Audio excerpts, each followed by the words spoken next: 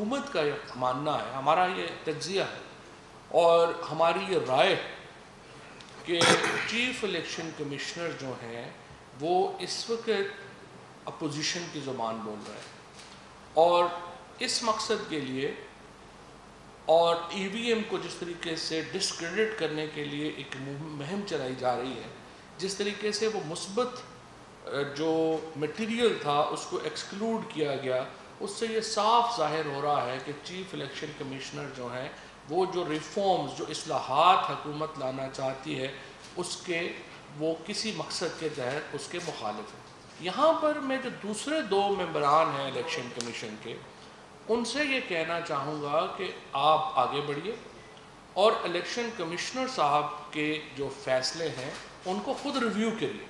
उन्होंने एक गैर सरकारी तौर पे लिस्ट दे दी 37 पॉइंट्स की कि जी ये उसमें कबाहतें हैं इलेक्ट्रॉनिक वोटिंग मशीन में।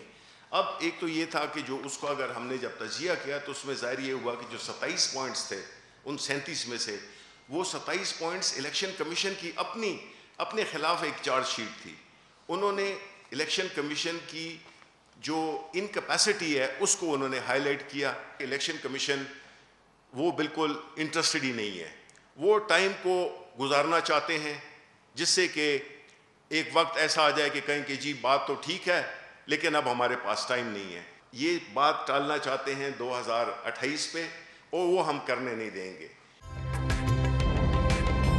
ताज़ा तरीन वीडियोस के लिए हमारा चैनल सब्सक्राइब करके बेल आइकॉन प्रेस करें ताकि आपको मिले हर अपडेट सबसे पहले।